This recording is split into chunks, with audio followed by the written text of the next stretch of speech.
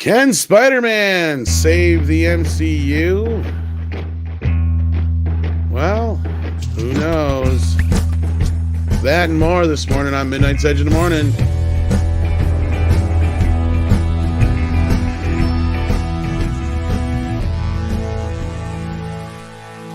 Good morning, YouTube, and welcome to another middle of the week hump day. That's right. We made it this far. For a lot of people, I think that they're heading into a holiday already. Some people might even have tomorrow off or what have you. It's another reason why we probably had such a slow week in news is a lot of people are on vacation, I'd imagine. Yeah.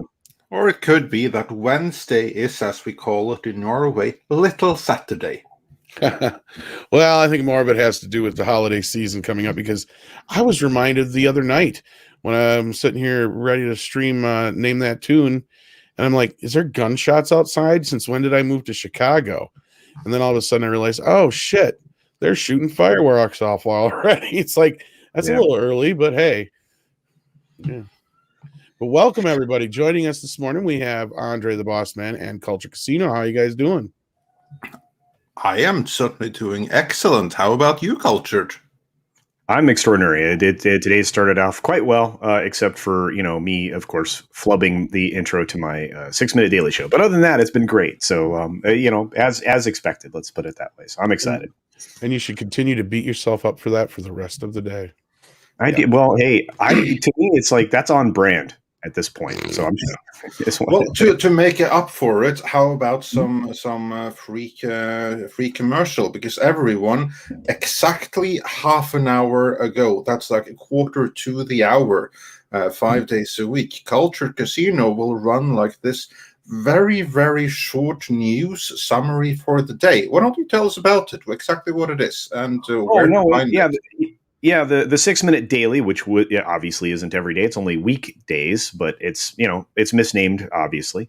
But no, I do a 6-minute short stream. It's live 100%, so all the failures happen in real time, and sometimes I have to restart, like again for the third time in a row. Which normally I can get through a whole week without too much. But anyway, the goal of the show is to give you all the entertainment news and some things that even aren't entertainment in a 6-minute period of time. So you don't have to waste a lot of time. You're well informed with what all the trade information is out there.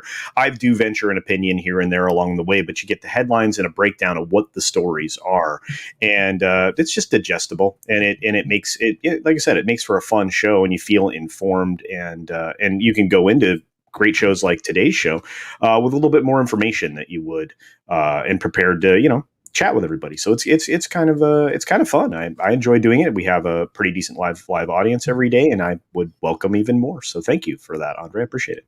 Oh, absolutely. I mean, that's the least we can do.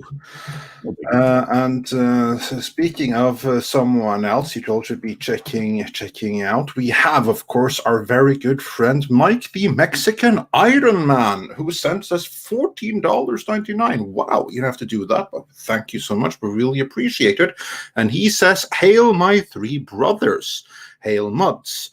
Welcome, peeps, to the chat stream. Break it down, gents, and remember Wednesday is Pello, hair conditioning and revitalization day." Oops, sorry, Tom. Yeah, well, for me and Culture at least, yeah, Wednesday is good for that already. So I already went to the gym. I spent some time in the sauna. So yeah, I got the self-care done for today. All That's fitting right. for a Wednesday. Yeah, tomorrow is my glorious return to the 5 a.m. gym visit. So I'm right behind you. So yeah, those 5 a.m. gym visits are a pain in the ass, but boy, do they help. It's a pain, it's painful beyond words to get up that early in the morning. But when it's done, then the whole day can only go up from there, basically. Yeah, self-care is important. Absolutely. Yeah, no one else is going to do it. So, yeah. And we also got a super sticker from the Sylvester. So, thank you so much. As opposed to the other one.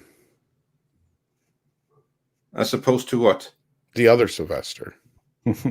Yeah, right. Yeah, I see. Yeah, so we probably have some Sylvester in the chat, but then we have the Sylvester, and we're so glad to have old Sylvester here. In addition to Mexican Iron Man, of course, who is driving. So drive carefully, my friends. And we have Natasha here, our ever trusted wrench. Six is here, who also have some other interesting takes on self-care. Prince Andrew is here. Samoan Pirate is here. And we have Jesus Rosado is here. And he wonders how much pillaging Norway people do in a week. Well, that depends on a week. And also how much there is to pillage. Most of the pillage we tend to do on vacation when we go to the south, to Italy and to Spain and to thereabouts. That's when the Viking spirits comes back to life again. Polaris Sucks says for $2, hail Tom and crew. Well, hail everyone. And Rob Altus is here. Prince Andrew is here. We have Neil here. Happy belated birthday. I believe it was his birthday last week or something to that effect. So yeah, glad to see you here again. And then we have Willie Woodward is here. And of course, is also here. And HyperGyver2 says for $5, no, Spider-Man can't save the MCU. It needs to die so we can reclaim it and gatekeep it properly. So this SJW crap can't happen again. So yeah, there's the vote so far. More gatekeeping is what our properties need. And we're gonna get into that, and also, of course, Stephanie Janicek is here. I hope I got that right. So good morning, one. Good morning, all. I'm just gonna do a quick check and see that we didn't miss any super chats that came in before we went live. And so let's see if there are any classics before we start getting into the main story. Oh, there are a couple. Joachim Stark says for 50 Swedish krona, tusen tack, can Spider-Man save the MCU? If the movie is really good, no, F no. The MCU is over and the Eternals will be the headstone. Hold that thought because we'll get into that very soon. And said, hello, gents, and hello, everyone. And then we just got STR Red Wolf, who says for $5, remember the first maxim of maximally effective mercenaries. Pillage, then burn. Yes, the order is very important for stuff like that. And with that, let us then get into the first main story in a fairly slow news day today. Because as you saw, the title today is Can Spider-Man Save the MCU? And let's go through why we bring up Spider-Man in particular. Because here's the thing. The movie to open before the Spider-Man will be the Eternals. And how excited are we for the Eternals? We've seen the trailer. It didn't exactly set the internet ablaze. I mean, for an adaptation of a Jack Kirby property, I don't think I have ever seen any visuals look less Jack Kirby-like than the ones in that movie. Yeah, I think that about sums up the Eternals. That's how everyone responded to that trailer. Pretty much. Yeah. And before then, of course, there is Shang-Chi. And there is one thing that everyone kind of responded to in the previous trailer. Namely, there was like one glimpse of the Abomination who looked like he always should have looked. Plus, Wong from Doctor Strange, who was like good and fun, and seeing the two of them in a fight together that's probably going to be the highlight of an otherwise, I don't know what to say. I certainly haven't been won over by absolutely anything I have seen from Shang-Chi proper. And neither have the Chinese. So even if that movie is released in China, which it right now doesn't appear to be, but even if it is, it's probably gonna like tank there, because the Chinese audience, at least the ones that have social score high enough to be able to express themselves on the CCP-approved local social media, really have a hate boner for that movie, don't they? Yeah. There's not a lot. There's not a lot of positive, and I think you brought it up, and I think you were right yesterday to say so, that it's possible if you go to that film, you could end up with a negative effect on your social credit score there. So yeah, and just to catch that up for those that are watching, yesterday Tom and myself were on Cultured Casino's Tuesday stream. yeah. What time is that every Tuesday? Wow, 11 a.m. Pacific Standard Time on Tuesdays, and when Andre can join, he's always welcome. And usually, it's Tom and I talking about like entertainment news. And I really did try to put a positive spin on some of the stuff that was coming out of Hollywood yesterday, but it was focused on some the financial successes in the future and the financial failures. And it seemed like we looked at a lot more that would be financial failures yesterday. So I'm glad that we're having this conversation today. Yeah, because there's like the thing, we can try to be optimistic, but honestly, right now, there isn't that much to be optimistic about, especially not in terms of Marvel.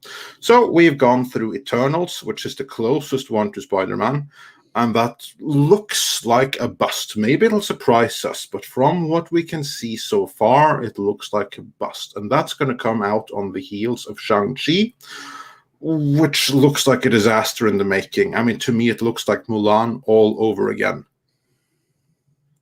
Yeah. And then before that, we have now in just a week and a half, and the movie has been screened to reviewers already, Marvel's Black Widow. And this then is the first theatrical MCU movie for what, year and a half, 2 years now? Yeah, it's been over 2 years, I believe, 24 months or 25 months, maybe. Exactly. Black Widow. Yeah, it's been, you're right. This movie comes hot on the heels. Well, hot, that's a weird way of putting it, but it certainly comes on the heels then of a trilogy of Disney Plus letdowns.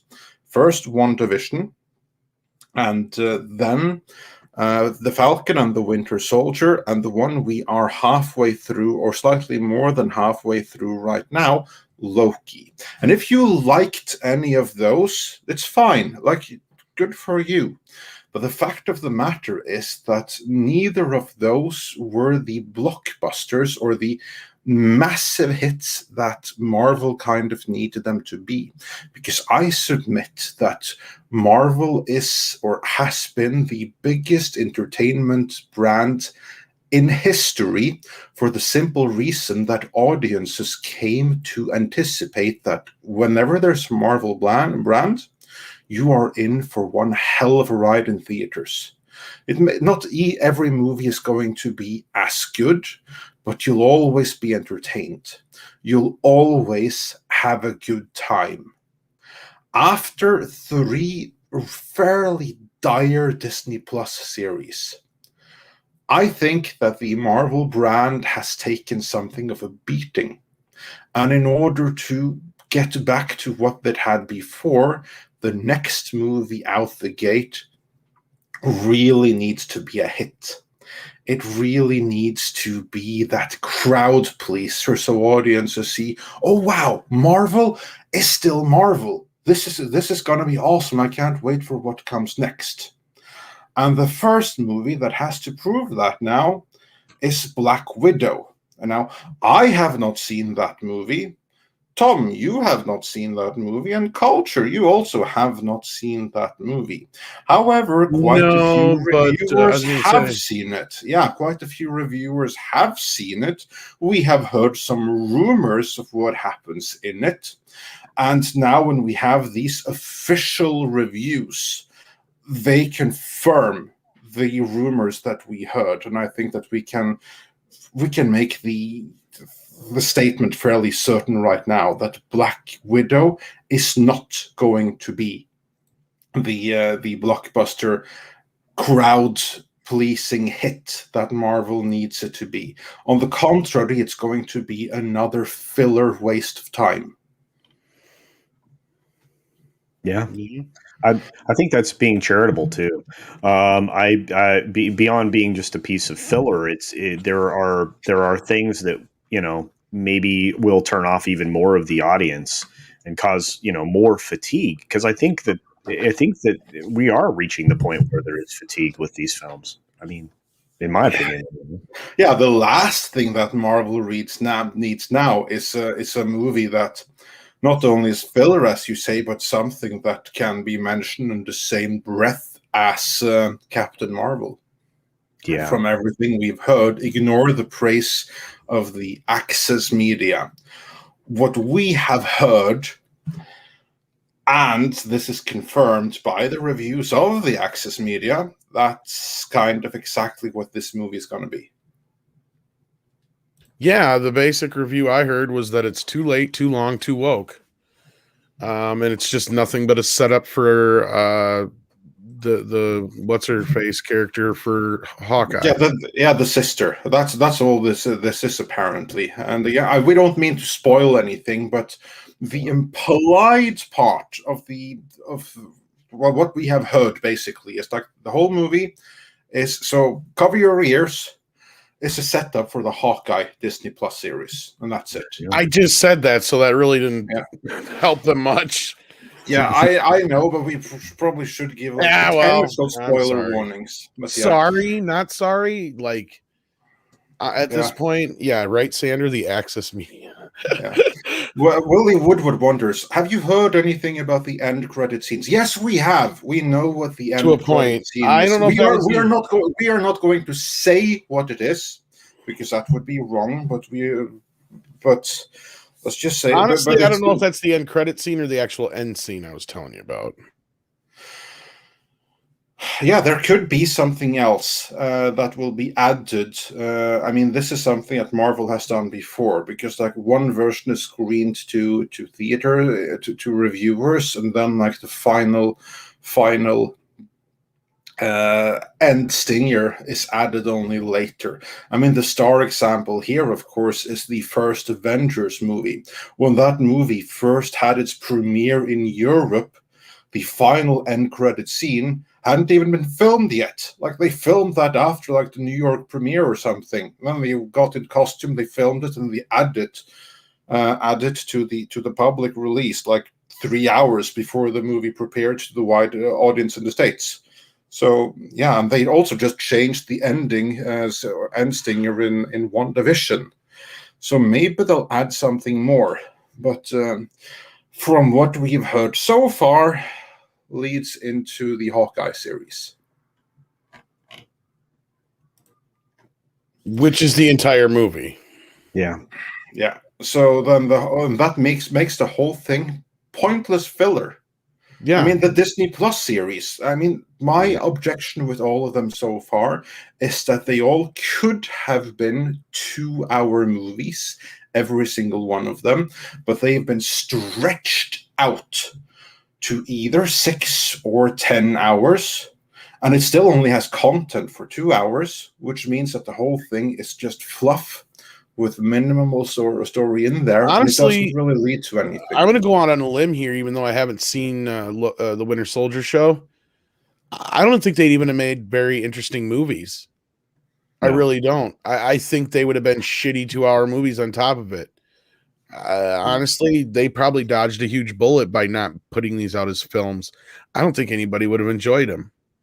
I mean, I'm sure there's a few people who, I just don't think they would have been the hits that their films would have been. I really think WandaVision would have got a big clap back.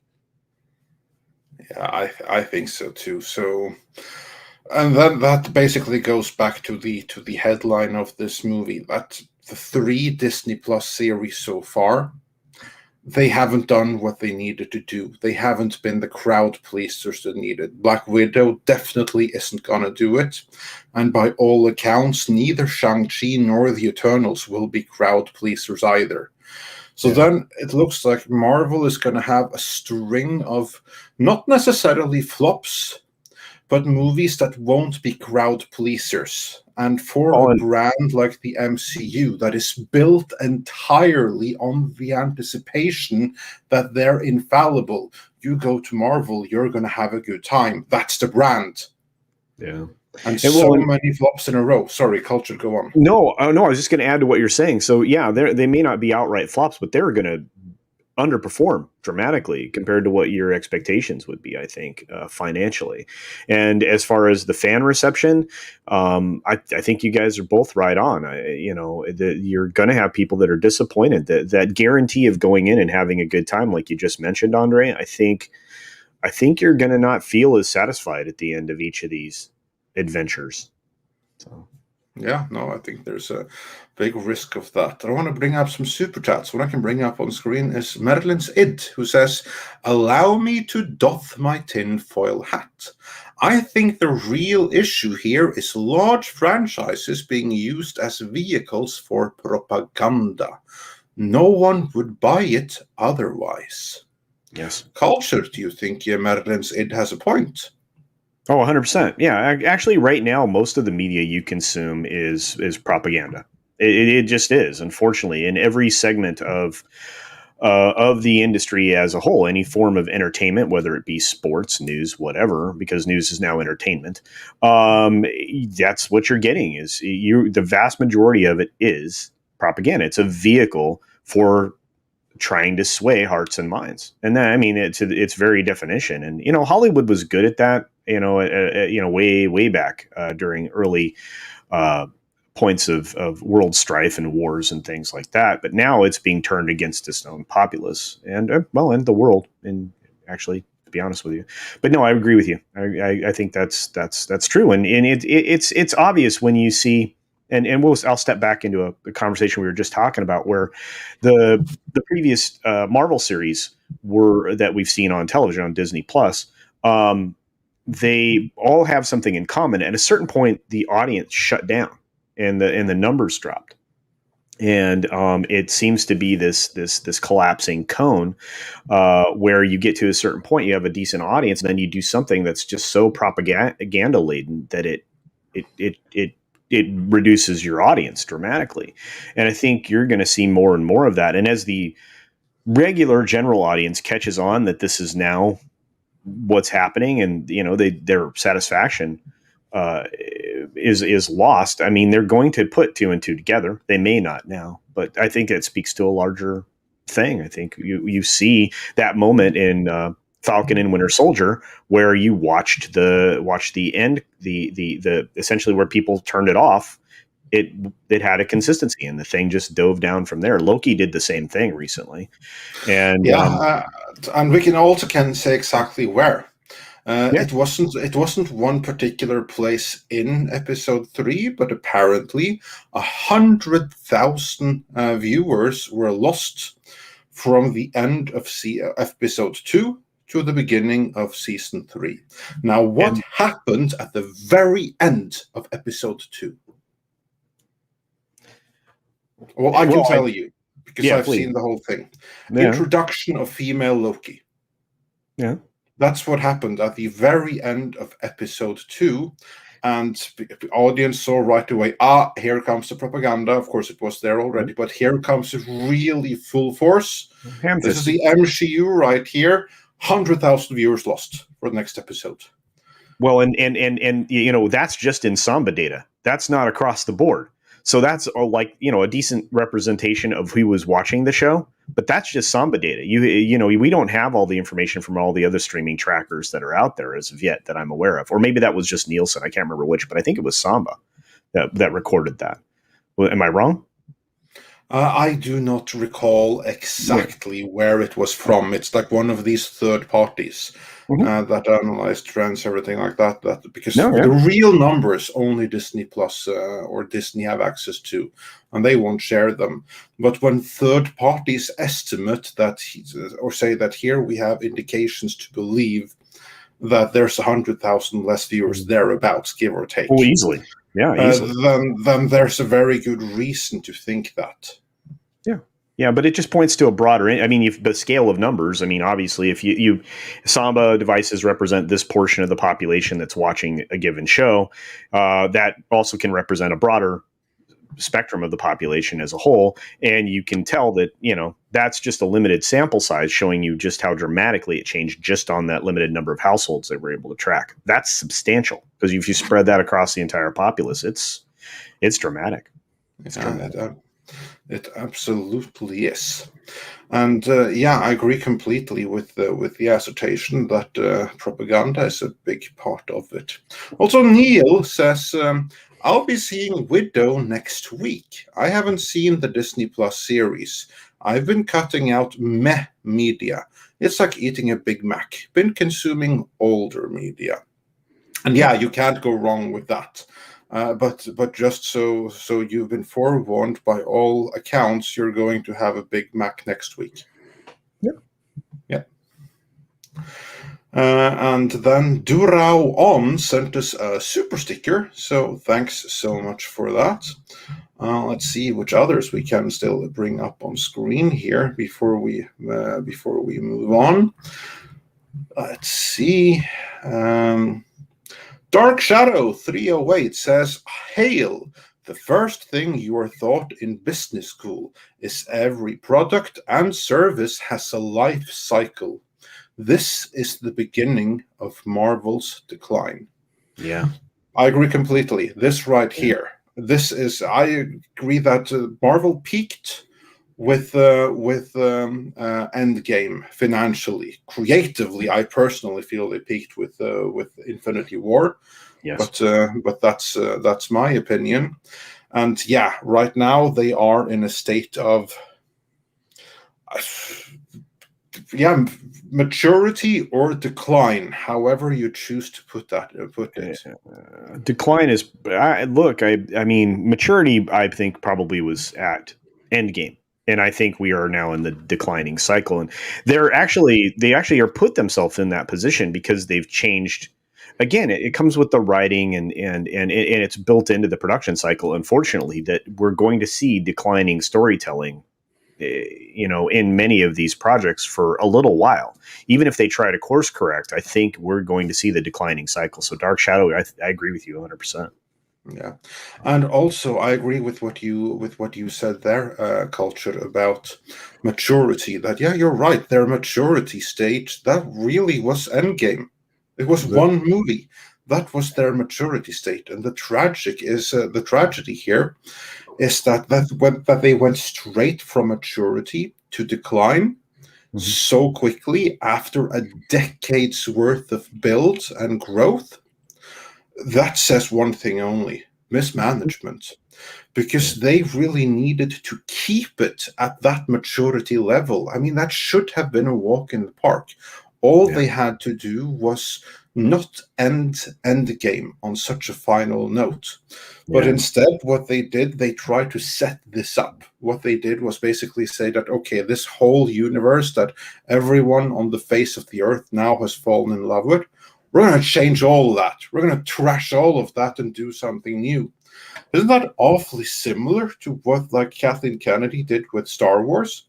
Exactly. I mean, they have the brands. Now we're going to trash everything and start over using the same brand name, but change it up completely. You drew the same parallel I was going to draw. That's exactly what happened. And it's like you take this amazing product and you fundamentally change it to serve your need, which, again, I mean, as someone said previously, is propaganda, in the way you're telling stories rather than just telling a good story. No, it's the parallels are there, and that's what I'm afraid of. I want to be wrong about these Marvel films. It just doesn't seem like, based on what we've heard all along, coming into Black Widow, coming into Shang-Chi, coming into the Eternals, that's all coming true. It's eerily similar to the second Star Wars film. We were told all the spoilers in advance, and we didn't believe them, and many of them turned out to be true. And when we got to the third film, we were still trying to challenge the spoilers and the leaks that came out, because there were even more for the third Star Wars film, and they all came true. So it really did absolutely. Yeah, except for the good ones. Except for the good ones, they did not come true. The ones that we wanted to be true, they were just wishful thinking. It was the horrible ones that were all true, unfortunately. Yeah. And I see more parallels that now we're like back to a similar state. This is also something that Kamran Pasha said, that Star Wars have already crashed and burned. And now when they're over that crash, now they are in a state where they have to rebuild and repair, but they're aware of it. It's going to take time. Who knows if it's going to work, but at least they're trying. In case of Marvel, instead of maturity, what we seem to be getting is an ongoing state of decline. And then the question is, how bad is it going to get before they have the opportunity to course correct? And the first chance of anything being good right now is Spider-Man. I mean, I'm not saying that necessarily is going to be good. We don't know that it is. But at this point, we do not have any reason to believe that it's not going to be good. Yeah. I can only hope that maybe the influence of Sony over that project will be the saving grace, maybe. God, can you believe that? We are at the stage where we now have to say, let's all hope for Sony to come and save Spider-Man. Yeah. Can you imagine anyone having that comment without like bursting into laughter just 5 years ago? I can't actually believe it came out of my mouth, and the problem is that I actually believe it. I think that could be the saving grace for the film, but that's crazy. It's crazy. Yeah, right now, the only Marvel movie that just looks like it's going to be pure, unadulterated fun and a good time is Sony's Venom and Carnage, isn't it? Yeah, actually, and that's the thing. I'm actually looking forward to Let There Be Carnage. I'm actually, this was a good one this morning. Yeah, but no, Carnage looks like it's going to be an amazing. I think it's going to be an amazing film. I'm looking forward to it. I didn't think I would be, but Venom could be really good for the side of the MCU, I should say, the darker stuff. I've been looking forward to Venom and Carnage ever since Venom, a movie that was a mess, but boy, was it a fun mess. And fun is not something I have had in a Marvel movie for a very long time, or a Marvel show. But yeah, evidently Loki and Bart Simpson are going to team up in a crossover. Yeah, this is July 7th, right before we get Black Widow. And nobody cared. It's true. Yeah. Yeah, but this is that perfect synergy that Disney and the other media companies like to lean into. In fact, Disney kind of pioneered synergy, if you mean, to be honest with you, with theme parks, merchandise, films, all of that. They took what George Lucas had done and they just expanded upon it and went across all their platforms, trying to build them up. And they've gone back to that strategy very aggressively recently, trying to cross promote everything. Across the board, but it hasn't helped. You're still getting a dwindling audience for this stuff, and I don't know. Are you looking forward to seeing Tom Hiddleston in a Simpsons? No. Yeah. No, like I haven't given a shit about the Simpsons in 10 years probably or more. And with the latest events, I'm just like, fuck if I care. So anyhow, no, I just thought that was stupid. That's why I thought I'd share that. I outside of Doctor Strange and Spider-Man, yeah, I'm not so sure what to look forward to right now. And I was usually one who was quick to say, "Oh no, they've got some things to run to," but That's a little ways off, and they could fuck this up before we even get there. It seems to be getting to that point.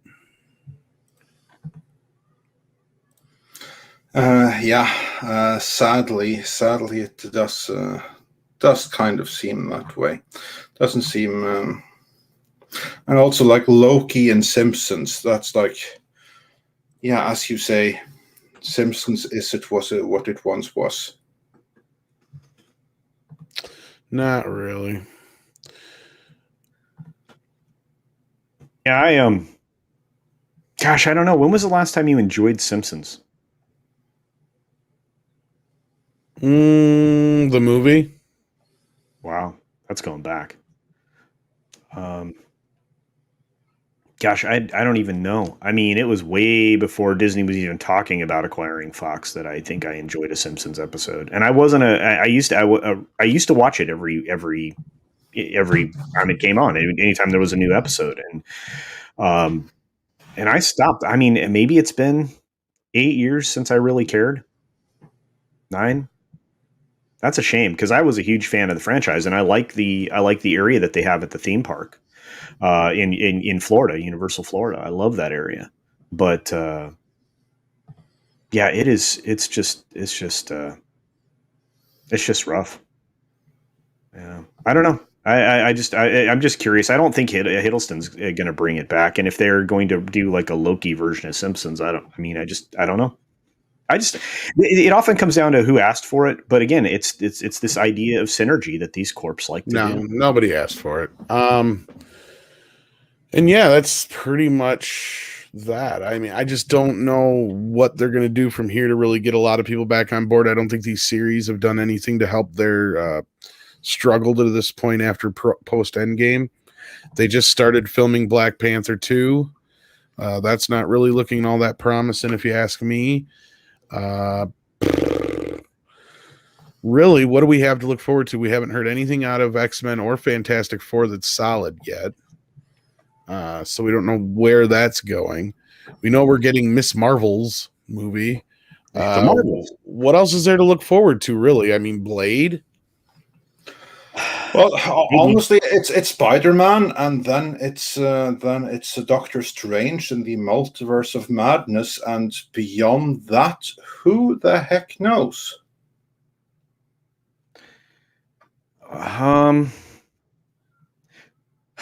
Outside of Doctor Strange, which I don't know. I mean, they changed it along the way. I mean, there was some rewrites that had to happen because because of how they changed Wanda. I mean, there's several films that had to change up because of one, release schedule changes, and two, to serve this larger propaganda narrative, whatever need that, for whatever reason, Marvel thinks they have to slide down as well. So I don't know. But I think Spider-Man may be the last hope, and of course, we mentioned Venom, but I think and here's the problem. I mean, you look at the projections like we did yesterday, and Spider-Man I think has some unrealistic expectations placed on its shoulders. I think they're anticipating that film to have a huge yield, well over $1 billion, as we covered yesterday, and I don't think that's reasonable. I think it'll do quite well, and it'll get close to $1 billion. I don't see that film performing at I don't see it performing like that. I don't know. What do you guys think? Do you think we're going to see a 1.1 or $1.3 billion Spider-Man? No, I don't see that. I don't know. The last one did pretty well. The last two did. Maybe 1.2 or 3 is a little high, but of all the Marvel movies coming out that has a shot at hitting $1 billion right now, it's Spider-Man. That's the only one. At least in my opinion. I mean, I don't see any of the other films coming up even coming close to that. Black Widow's going to flop.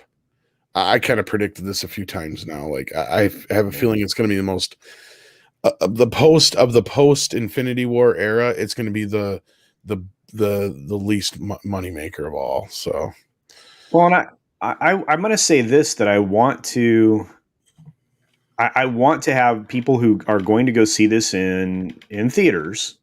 If you have a theater that has reserved seating, track your show. Take a screenshot of your show and the seats that are in your theater that are available. And if it's a sold out show, even doubly so. And then take a picture right before the film starts of the occupants in the theater. I think that'll be rather telling. Because we will be able to tell if they're going to pull some shenanigans like they did reportedly with Captain Marvel to try to artificially support this film. I think, and I think it would behoove an actual news organization to cover that kind of a scandal, because Disney is still in the midst of being investigated for some financial misdealings and misreporting of numbers. So I wouldn't put it past them. Yeah. So, Andre, do we have anything else to cover when it comes to Spider-Man, or is there anything No, else you wanted to bring into it? think that's about it. So yeah, let's get into some super chats then. I think you might have some there. Yeah, I do. I have some super chats. Just give me 1 second to find them and to refresh here. Let's see. All right. Yeah, here we go. House Atreides says for $5, this one is for the wrenches and the great job they do, especially today. Long live the progs. Yes, indeed. And Merlin's Id sent us 2 super chats saying Simpsons crossovers should be a euphemism for death. Like, sorry kids, Grandma got the Simpsons crossover. Yeah, you're not wrong there. And he also says, I think it's a he. I'm going to use my next paycheck for a membership. When does Monday stream go up on archive? Some of my best material was on that stream. Thanks for reminding me. That goes up afterwards, after this stream. I still haven't gotten around to Mondays yet, so it'll be on archive after that. For the comments, though, you have to still watch it here on this channel, because we re-upload, so the comments, the live chat is lost. But to re-watch that, you have to just use the same link that you used on Monday, because the video is still here on this channel, just unlisted. You might be able to grab it from your history. Yeah, and Rambam 3000 says for £5 British, it's like Kamran said about Star Wars. They took a property with negative risk, then they added risk. Yeah, that's exactly right. And the thing with Marvel was that it was already perfect. They had nailed it. And now, in the name of making it propaganda, they butchered it, or are in the process of butchering it. Not saying that's a good thing, but that's kind of what it looks like. Durao On sent us a popcorn super sticker, and then we have Nikki D, who says for $10, financially, I think the MCU will be fine, but will never reach the heights of interest similar to the lead up to EG. Oh, Endgame, probably. Yeah. Critically, the series will continue to diminish in quality. Yeah, I think you are probably right about that. And Samoan Pirate says, best new idea for Marvel. Marvel Zombies. But it's just 2 hours of zombie Jack Kirby getting his revenge. Yeah, that sounds like something for the What If series. Actually, I think there's some like Marvel Zombies component to it. And then Thanos 2024 says Harrison Ford now out for 3 months. Is it 3 months now? Have you guys heard about this? No. Wow. I was looking for it. I couldn't find it. So I don't know where this is coming from. So okay. And then it continues. When was KK's contract up again? Oh, that doesn't matter. Her contract as head of Lucasfilm is completely Okay, here we go. Well, matter from what we from her job as producer on Indiana Jones. Completely unaffected. this is from New York Post. Yep. This just dropped here about an hour and a half ago. Yep. Perhaps this won't let me. Shoot. If I can bring it up here, if the thing will cooperate with me or not. Let's see what we got here. All right. Perhaps this is what Indy meant when he said not the years, honey, the mileage. Harrison Ford won't get to see, or we won't get to see Harrison Ford's legendary whip-wielding archaeologist ride into the sunset just yet. Production on the much-delayed final installment of Indiana Jones has ground to a halt yet again as the action star recovers from an injury he suffered during filming. Well, now they're saying it's during filming.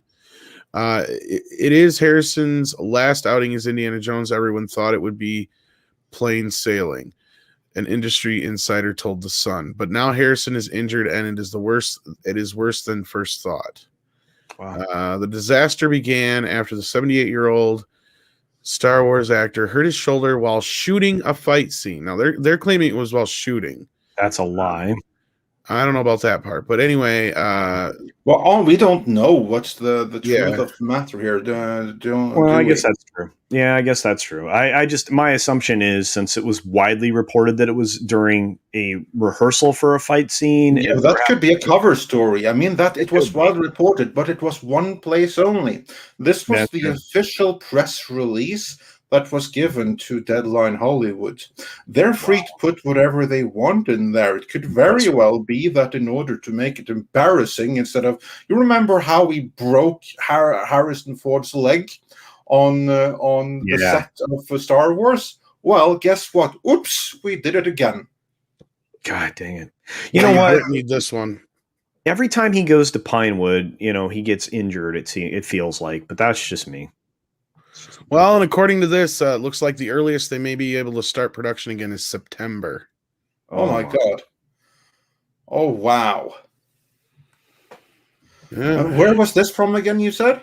An insider. This is on the New York Post.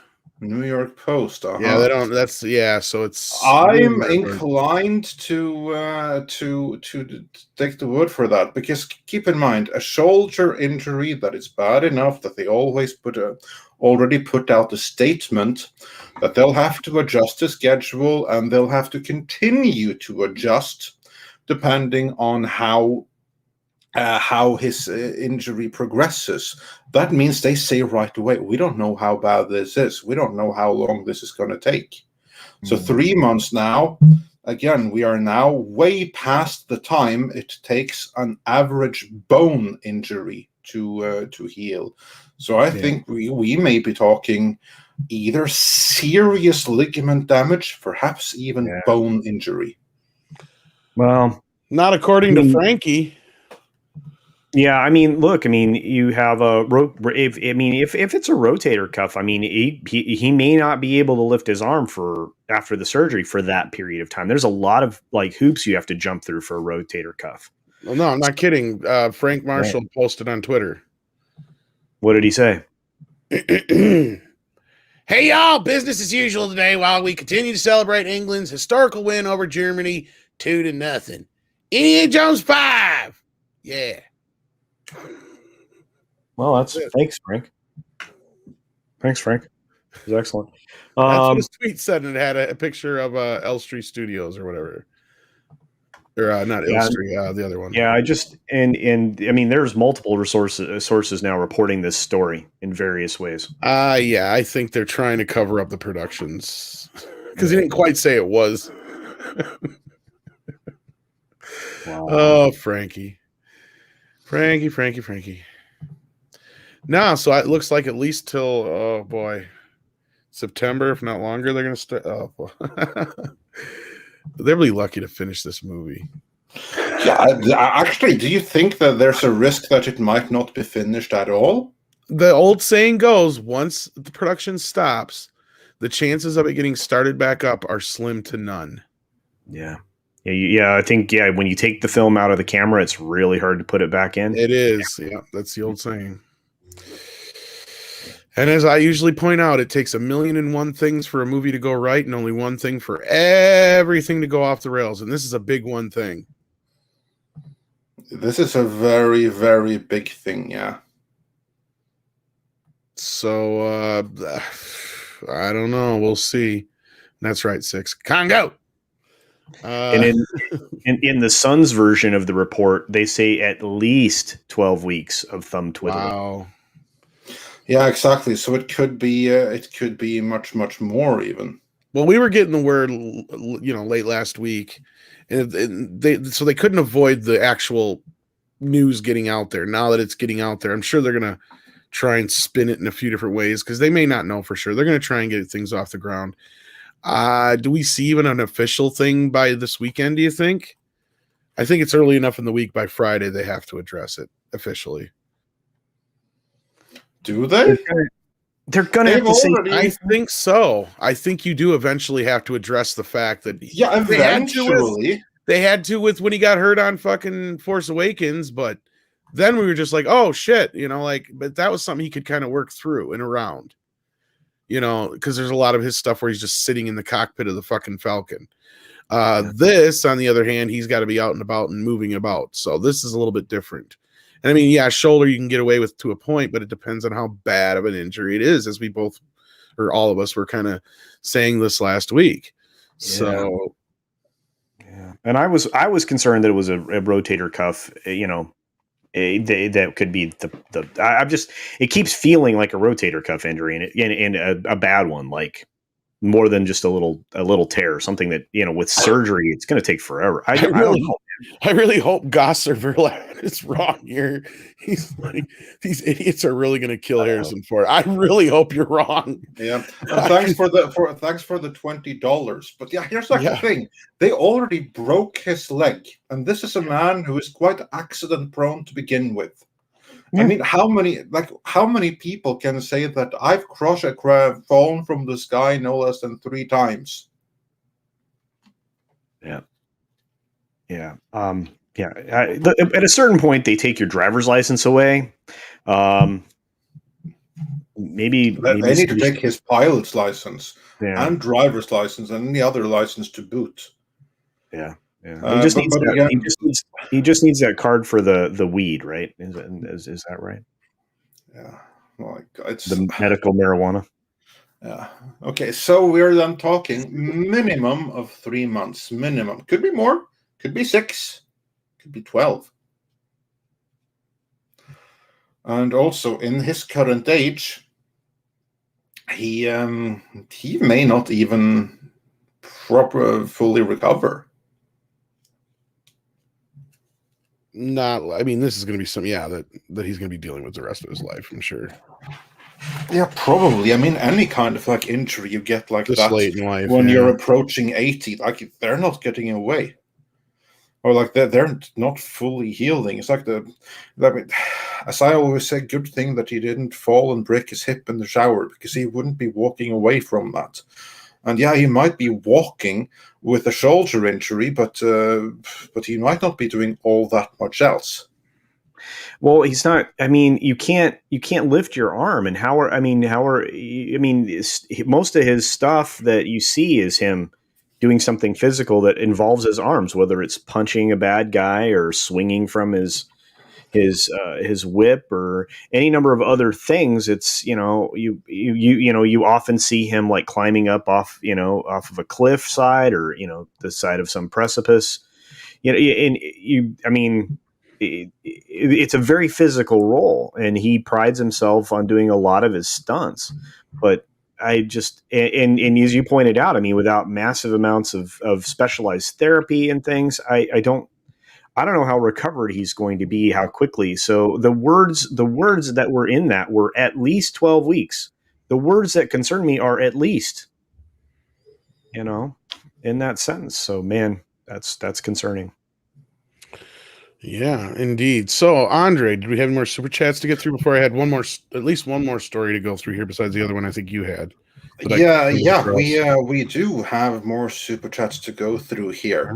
Right. We got the 20 from Goskar Farlat, so thank you so much for that. And before Yeah. that, Mags says, thanks, chat, for your patience. Hail and cheers to my fellow wrenches. F you bots. Maybe it's the mouse. Yeah, who knows? But I will also say, yes, cheers to Natasha, to Mags, to Six, to all the other wrenches who are doing a heroic effort. And you see why we need the wrenches. And House of Trades also says this one is for the wrenches and the great job they do, especially today. And we got that one right. I was going to see if there were some older ones. While you're doing that, the chat is ablaze. I guess they overturned the Bill Cosby case. He's getting let out. Oh well, yeah. That's the verdict of the court. So who I guess so. Interesting turn of events there, but yeah. And then I found the other super chats because I got to this one. And then Joe Pat 87 says a raspberry sound effect was needed for Eternals. Yeah, that's how excited people were for that. And Dr. David D. Davison says for 10 British pounds. Thank you so much, mate.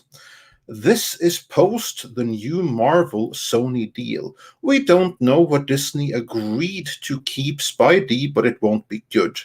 If PlayStation 4's remastered Tom Holland Spider-Man is anything to go off. I have never played that game, so I don't know anything about it, but I'm guessing that wasn't a very good remaster then, based on what Dr. David has to say about it. The Last Millennial says, Tom, I know you have Spider-Man tea, so spill it, LOL. Stephen Alton Not says... a lot, anyway. I mean, nothing more than what most people have heard already, just setting up of the Sinister Six and plus we've also heard from shit and from Mikey Sutton that it's setting up Spider-Verse. I was just gonna say what we were actually the first to report that because that was from before Mikey Sutton had his own webpage, which is Geekosity. So then he would get his scoop outs through other YouTube channels, and I believe we were the first ones to report on the rumors that they might be going Spider-Verse direction here. So yeah, that was pretty cool. And to be clear, others reported before us that now it's confirmed and a done deal. We didn't have that scoop. I know there are some out there that are very keen on that, but we were the first to report that, hey, this is rumored to happen. And moving on from credits, Stephen Otten says, Hail Andre, Tom, Culture, Wrenches, and Chat. 124 days till Halloween. Silver Shamrock. Yes. Halloween 3. Yeah, that should be fun. And Merlin's Edge also says, the MCU deserves to end. Abuse customer, lose cash. Yeah, I think that's a very fair assessment. And STR Red Wolf says for $5, remember the first maxim of maximally effective mercenaries. Pillage, then burn. So yeah, then we are caught up. Unless more has come, I'm just going to do a quick refresh before I think there was the next story. Have, but I'm not 100%. Let's see. So I know you caught quite a few of those. So. Yeah, let's see if there are some new ones that I can bring up on screen here. I see we got 2 new ones. El Torito Rique says for $1.99. Wait, why are they letting Cosby out? I have no idea. We'll have to. Yeah, you'll have to read the verdict. It's not really in our purview, so people have been bringing it up. People sent me the story. All it says here is Pennsylvania's highest court has overturned the conviction after finding an agreement with the previous prosecutor that prevented Cosby from being charged in the case. Wow. Yeah, further it says, I think along in the court's decision that they believe that by allowing others to testify in a retrial of after a hung jury, tainted things. And there have been some court opinions in cases like this that may keep other prosecutors from pursuing charges like that. So I'm curious if there's anything with Weinstein that might get him out of trouble. Hard to say. I mean, the court's opinions are changing in that direction, saying that testimony can't be just character attacks. Well, and that's the thing, because, like, I mean, again, I'm not saying Weinstein doesn't deserve to sit in prison. He clearly does, probably for multiple things that we don't even know about. But if you go through the court case, it's very hard to believe that they got a conviction out of that, because it's all the women that, not to go too deep down this rabbit hole, but just, the point is all the women he was with in that case that were testifying against him, they were in relationships, and it is very difficult to prove beyond a reasonable doubt in the context of a relationship whether or not something was consensual. So the fact that he got what he did out of that, I was surprised. The Cosby case seemed to me a bit more cut and dry. So, like, this is like a technicality. This is almost like, a strange technicality in a way, but hey, it is what it is. There's not anything we can say about it. I mean, if it was a deal made with a former prosecutor, then I think they have to at least accept that. I have no idea. I'm not a fucking lawyer. I'm not a judge, so I have no idea on that part. And I certainly don't even know the case in any detail to have an opinion on it. So, I mean, this one, like I said, with the Cosby case, he practically admitted to everything. It was just a matter of he didn't think it was, anyway, I'm not going to get into this because, again, it's not really in our purview, and I really don't want to get into it. But yeah. I mean, it was, and you have to consider that it was just, less than, I think, a month before the statute of limitations would have kicked in the case of the Cosby case in the first place. Possibly, yeah, because it's been a while. I know, but there you go. Yeah, that's the situation. Yeah. And then Michael Strelitz said that broken bones at that take 6 months or more even to repair. And yeah, that's like the thing, like a broken bone, depending on which bone it is, it's going to be reasonably stable after like 6 weeks to 3 months, again, depending on which bone and how weight bearing. Like you were pointing out, fully healed, that's 6 months to a year. What if it's ligaments or something else or whatever, the muscles? Again, it depends on the ligaments, but like those 6 weeks, or that's, like rotator cuff, like or something like that. I don't know anything about. I'm not a doctor either. So soft tissue injuries take forever to heal from. I mean, I had a high ankle sprain not too long ago from playing court sports, and and within 3 months, I'd done the same damage, only worse. Because I started to exercise at speed again, and then I couldn't do anything. The doctor's like, you can't, just stop. Take a break, take 8 to 10 weeks off before you do anything. So it just takes forever. When you get older. And I mean, if you've ever had a bone stitched together with screws or anything like that, rods and plates and stuff. Yeah, I have that. That's a whole other adventure in and of itself. So yeah. I have a big ass titanium screw in a knee. No, it's cool. It's fine. It's fine. I'm 100% recovered. You're the Norwegian Iron Man. Yes, yeah, literally. Titanium man. Titanium man. Well, that's what he says in the movie. It's not really iron or whatever. Yeah. It's like but to be clear, but I was lucky because I tore an ACL and had that reconstructed. That's what that screw is for. But I made 100% recovery. So yeah, I'm as good as ever. Last Millennial but even that was 1 year. Yeah. Last Millennial says, well, here's my Spider-Man tee. 1, all the spiders in the comics show up. 2, it's not better than Spider-Man 2 of Sam Raimi. And 3, everyone in the movie is gay. You could be right. Maybe right. Not that there's anything wrong with that. Spider Unlimited says, yay, Jello pudding pops all around. Oh, too soon. Wow. Too soon. Wow. Ooh, tsunami. Yeah.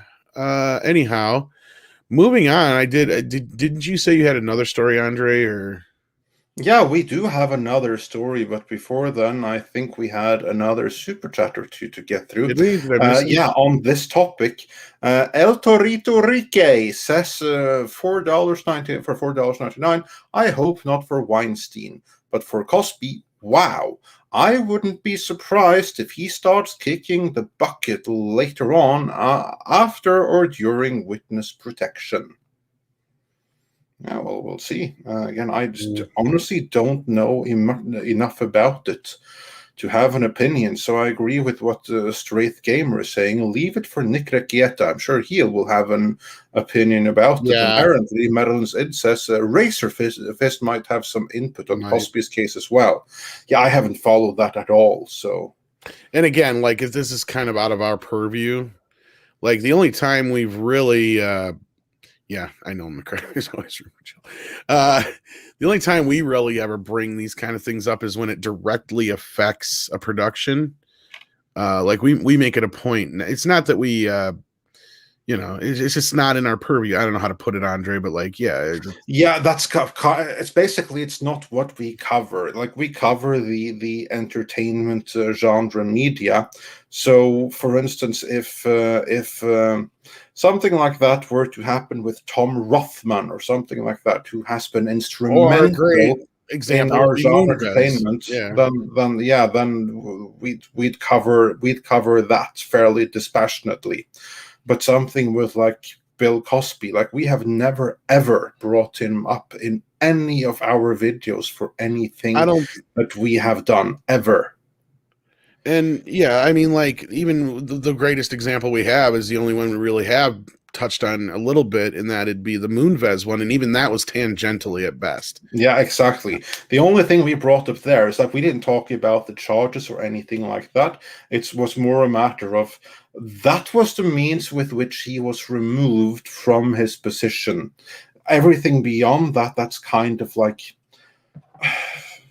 it's something that is not within the purview of the genre entertainment. So it's beyond the scope of what we cover. We don't get into details like that. We're all about our genre culture and the characters and the properties that we love and the people that take care of them, but only to the extent of which they take care of them, for better or for worse. Like, for instance, so if Alex Kurtzman has a new lover or something like that, that's not something that we're going to talk about. If he messes up Star Trek more, then that's something that we will. Oh, new Star Trek video coming very soon. Well, another great example was Pirate Guy and Shit Lady. Yeah, exactly. Yeah. That was not something we really got into outside of the few things where they crossed over with them getting fired or let go, or there was a possibility with Aquaman 2 and all that. Yeah. That's the only time it really came up. Yeah. So again, that's beyond the scope of what we cover. And Cultured Casino, if you were in doubt who we're talking about, we're referring to she who defecates into the marital bed of Pirate Guy. So, yeah. I seem to recall purchasing a T-shirt. Yeah, there you go. A link for that is in the description for this video, as all others. This video also has the link to Cultured Casino's channel for those that haven't seen it. Well, thank you. I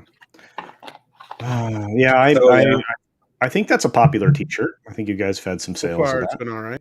Yeah, it's doing pretty a little slow last month, but hey.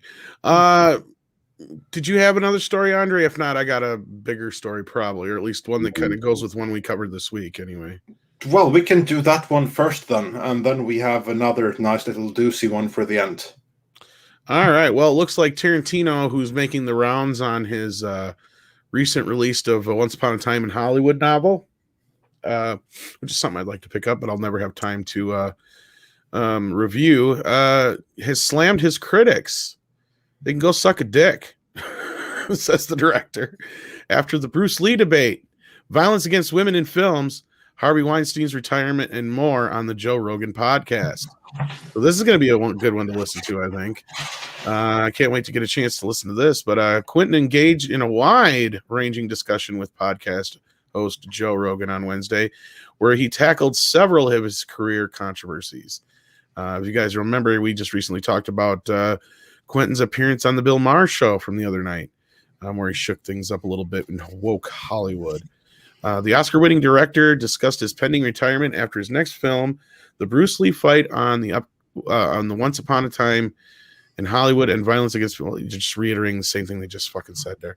The criticism stems from Jennifer Jason Leigh's character, Daisy Domergue, being repeatedly beaten by Kurt Russell's John Ruth in The Hateful Eight, in which Quentin answered, "It's bullshit. There's nothing that happens to her that couldn't have happened to a man in that same situation. If instead of Daisy Domergue, it's Big Bill Shelley, a man who's 250 pounds and a big Grizzly Adams beard, you wouldn't think shit about Kurt Russell smacking him around all the time. Well, I'm having it happen to a girl who's just as bad as Big Bill Shelley, because I'm not playing fucking favorites. It makes it harder to watch, a little harder to watch, but I'm down with it being a little harder to watch. Good, it's a fucking rough movie. It's supposed to hurt. It's like when it's a black family that runs the stagecoach relay place and Daisy's gang murders them all. Having them black makes it hurt more. Good, it's supposed to hurt." On Brad Pitt's hardened stuntman Cliff Booth's brutal attack on the Manson family members, including Susan Atkins and Patricia Krenwinkel, Rogen said the other filmmakers would not have been able to get away with that scene nowadays, and that Tarantino's history as an acclaimed and successful filmmaker enabled him to be grandfathered in. Tarantino replied, "We are talking about three of the bloodiest, most violent killers of the 20th century. Their own madness grandfathers their face being bashed in." Like, I'm sorry, but like, he's right on all this shit. But anyway, on the Bruce Lee fight, which he was criticized in depicting the martial arts legend as a braggart who gets bested by Booth, Rogen pointed out, "A lot of people thought you made Bruce Lee look like an asshole." Tarantino replied, "I can understand his daughter having a problem with it. It's her fucking father. I get that. But anybody else can go suck a dick. If you look at it, it's obvious Cliff tricked him. That's how he was able to beat him. It's explained a bit more in the book." Tarantino then explained that in their best 2 out of 3 contests, Cliff let Lee win the first round to see what move he would use. And then he expected Lee to use the same move the second time, which he then successfully countered. The stuntman hated Bruce on Green Hornet. It's in Matthew Polly's book. Bruce had nothing but disrespect for American stuntman, and that was always he was always hitting them. He was always tagging them with his feet and his fists, and it got to the point where they refused to work with him. Rogen then wondered what Lee would have said asked about his allegation. Rogen then wondered what Lee might have said if asked about the allegation, and Tarantino said, "They're just not good enough. They're pussies. I want to make it look real good. But they don't like that. That's not professional. Cliff is a combat killer. He fought in World War II. If Cliff fought Bruce Lee in a Madison Square Garden martial arts competition, Cliff wouldn't stand a chance. But as a killer who killed men in the jungle, he'd kill him." And on the Harvey Weinstein situation, who was sentenced to 23 years in prison in 2020 after being found guilty of kinds of horrible things, the director claimed a certain degree of the producer's behavior was known by everybody, including the major actors who worked with him. He said Weinstein's situation made him sad and that he considered him a fuck-up father figure. "I wish I had talked to the guy. I wish I had sat him down and had the uncomfortable conversation. I didn't know about any of that stuff or anything like that, but I knew he was. I chalked it up to the boss chasing the secretary around the desk. He was making unwanted advances. That's how I looked at it. I don't think anybody talked to him about it. And the thing about it is everybody who was in his orbit knew about it." Leslie? In short, though, Tarantino is completely right about his defense from unjust critics. That's the gist of it, isn't it? Well, yeah, and then it keeps going on about some other things here. But yeah, I'd really like to listen to the entire interview. But I think the bigger thing is just him facing his critics. And I like the bits about him, saying, I don't think it would be any different if it was a guy in the situation for Hateful Eight. But then we got that last little bombshell I just told you where people in his circle knew. I'm assuming former Weinstein assistants knew. Hint, hint. Yeah, that is the one cool revelation there. But of course, they all knew, and we know this. This is just another like hint, hint. More people knew. One knew. Knew, and every personal as the one, They're coming after the Andre. one who is. They are. Is it just me, Culture, or is it you two? No, he's coming after. Disney's coming after you. Okay. That or Weinstein's people. They're coming. They're coming. Yeah, well, let them. Yeah, you're cutting out real bad. That's amazing. Sure, first I was having the issues. Now you're having the issues. Oh, Lord. Oh, we're all issues. So yeah, I thought that was Disney topic. Maybe. Anyway, what was your final topic you had for today? Let me check if we had any super chats coming here that I can see. Anyway, we got a couple. If you want to grab those, I got one I can bring up on screen anyway. Let's see here. Bama Grad with $10. Thank you so much. Says, could the insurance company have grounds to cancel Harrison Ford's coverage? That's a very good question. Could that be why Lucasfilm is now saying that it happened during actual filming? Just how insurable is Patrick Stewart? This is a very, very pertinent and interesting question, Bama Grad, and I really don't know all the answers to this clearly. Wait, because are they now saying it happened during filming? Well, that's what we were saying. Remember, during the rereading that story, it's like now that before it was during rehearsal. Now all of a sudden, yeah, but I missed that. But yeah, obviously, this is something I'm saying Bama Grant. That's a great point. That could be one of the reasons why they're pushing that narrative now. That could very, very well be. Must have something to do with it. Must have been some insurer saying, "Oh, it was rehearsal. We don't cover that." That's like, but yeah. So that's the point I was making earlier. We don't know when it happened or where it happened. We only have their statement to go by. That might not have been truthful. Or maybe it did happen during rehearsals, but then insurance won't cover it. And now they have to pretend that it was during filming for insurance purposes. And then Graham Roberts, we bring up Patrick Stewart because the reason why Picard was so delayed was because they couldn't insure Patrick Stewart. And we reported that. Yeah. We reported that, and that was basically confirmed. Yeah, and but that sorted itself out in the end, which is why season 2 is filming right now. Yeah. But yeah, no, that's a very good point, Bama. Like these insurance things, they're very funky like that. I've even brought up the insurance factor when it comes to Solo, because I'm like, how the fuck did they not lose 3 times this amount of money? They shot the movie twice. And yet it lost money at the box office. And I brought it up before with just about anybody I could think of that might know. And yeah, it's a big possibility that could be the case. Will be interesting to see what the official line is, because we haven't gotten an official report yet. These have all just been rumors. Wow. Indeed. So yeah, but that's actually a very pertinent question, and I think that this story, it's gonna be bigger than the movie if and when it ever is finished. And now it's absolutely certain why director James Mangold this movie better be the Twitter rampage. Well, I was gonna say this movie better be going off of that as well.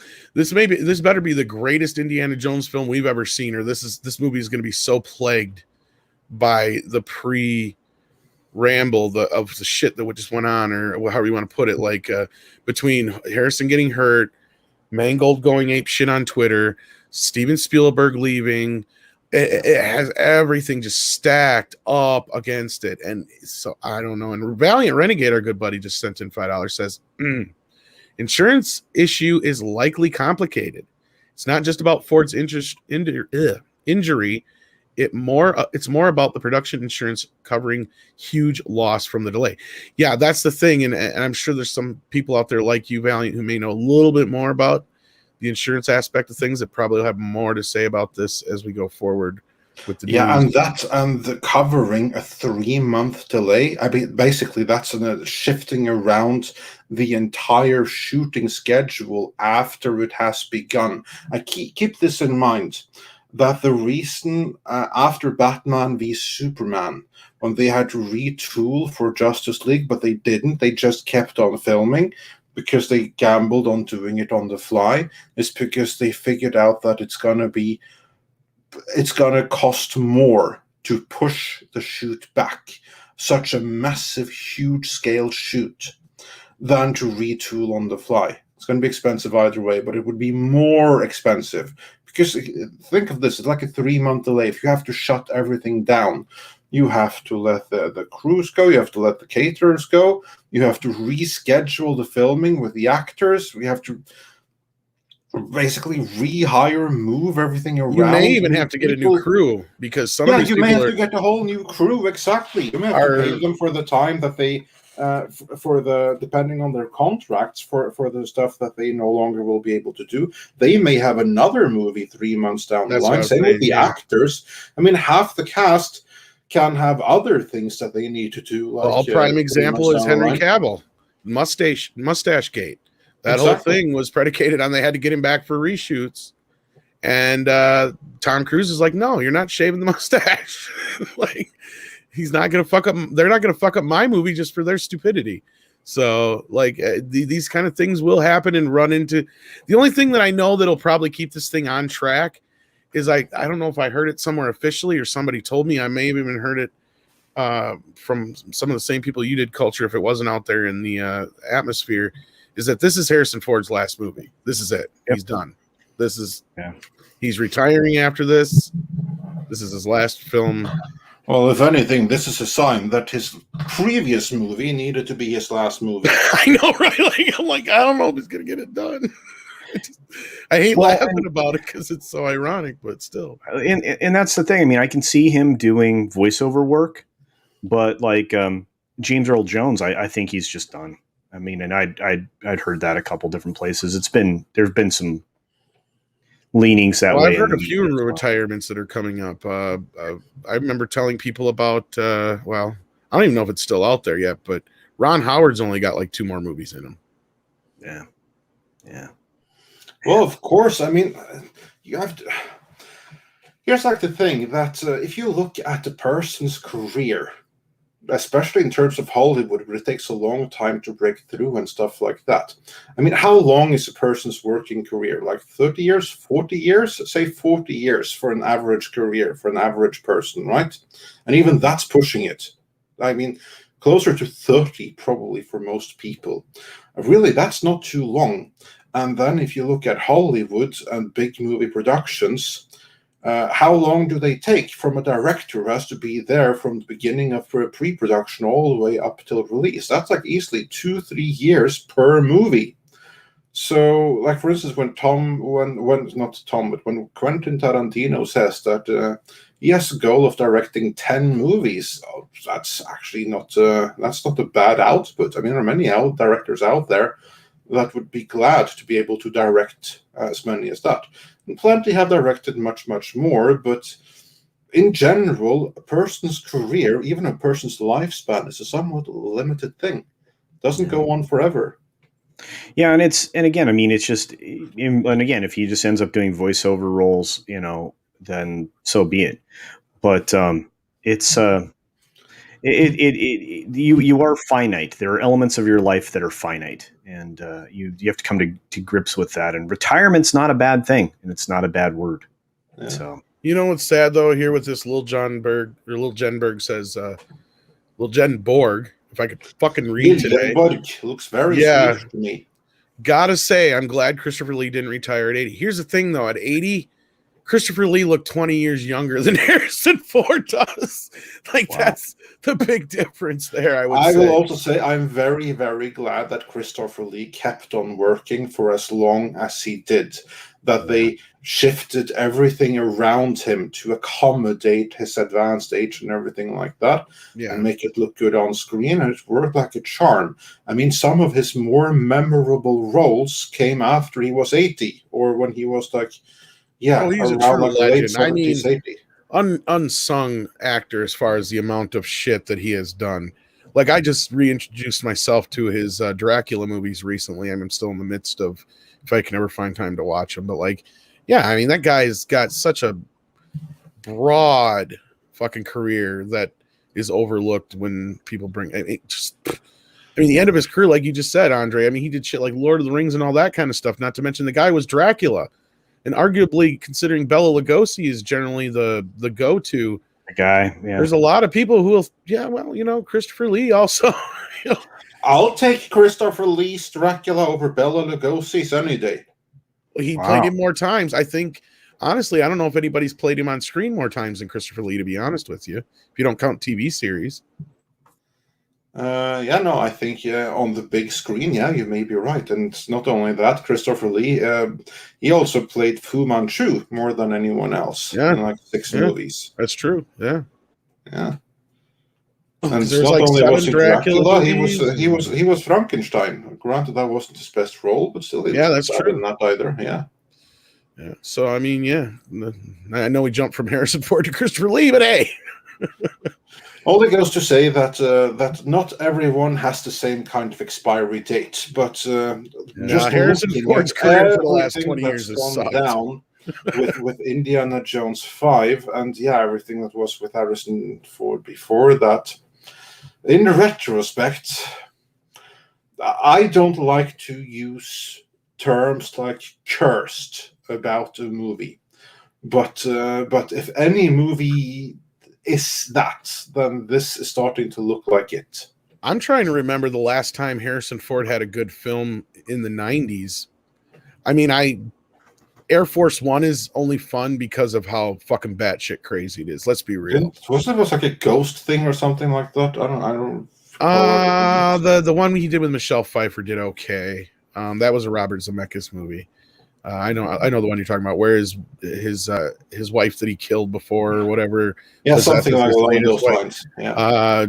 Under the surface or some shit like that. It was called Just Beneath or something. I don't remember. Yeah, something to that. It was not. It didn't do that. It was a good movie, but it didn't do that well. Yeah, that's what I mean. But the movie was good. That's like honestly more. But like throughout the 90s, he had shit for movies. Like I'm trying to remember anything he's done. Because then he did Indiana Jones, and outside of that, I don't remember anything in the 90s because that Hollywood movie that he did with Josh Hartnett flopped. That computer movie he did flopped. Air Force One is the last movie I remember him having that was a hit outside of anything else. Just Nova says, speaking of retirement, though, we as the audience need to realize the creators don't last forever. That's true, as we were just saying. So I ask, at what point can we say we're good? I think Tarantino is bringing that up interestingly, and he's What Lies Beneath. That's what it's called. Yeah. Patriot Games. Was that in the 90s? Yeah, I guess that was in the 90s. So I guess outside of his that would be his last big hurrah. Then besides those, I suppose. I liked his Clancy. Like the Clear and Parent. Yeah, the Clancy films, whatever you want to call them. Oh, 6 Days and 7 Nights. That would probably be his last other big hit. Yeah. Was that a big hit? It was a big enough hit. It was an Ivan Reitman comedy that did pretty well. It made Anne Heche a star for a while.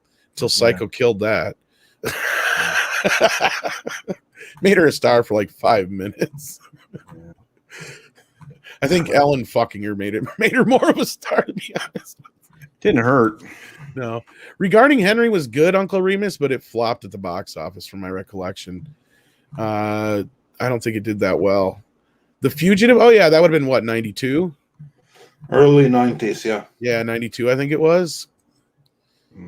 But that was pre Air Force One. That's my point. Since Air Force One, I don't think he's had another big film since then.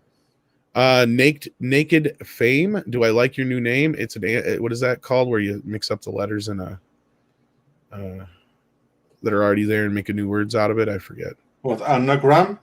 Is that an anagram? I was going to say that, but I wasn't sure. Yeah. Okay. So I think he did that with his name, unless I'm fucking that up.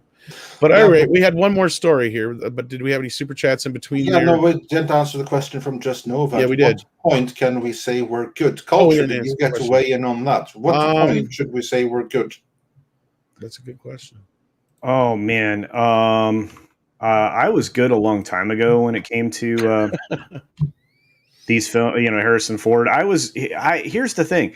He had the opportunity to ride off into the sunset in every franchise he's been a part of. And then he went on to make more films. So I think the indie film perfect ending was 3. I don't even consider 4 a film at all. Indiana Jones and the Crystal Skull weirdness. And I'm afraid we're going to get a similar storyline in 5. So I don't know. I mean, he could have been done after he finished the second Clancy film, and I'd have been good. Because I mean, he was part of one of the biggest financial flops in history recently. The film with the dog. Yeah, there was that one. And then somebody brought up Ender's Game in the chat. I'm like, did that even make money? I thought that thing tanked hard. Yeah, and K-19, I don't think that did. Like, none of his films have really done that well in the last 20 years. I like this though. D. Bud Martin says, "I didn't kill my wife." Oh, no, you just killed your career. Hey, Kev in the chat, my friend.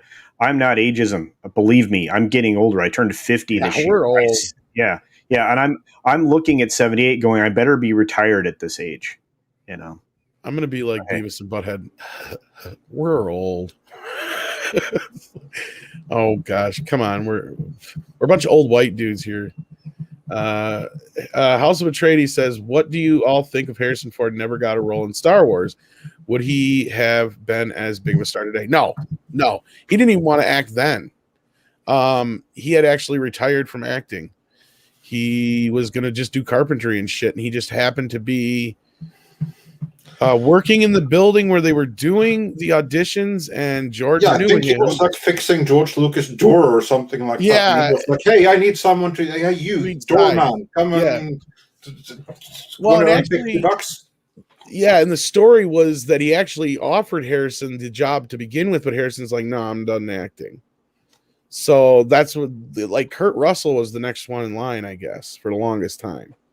But when throughout the rehearsal, the not rehearsals, but the auditions, the readings, the auditions of all the other actors, not him, but the ones that Harrison was reading against, he just kind of encapsulated it. So George begged him to do it, and he's like, all right.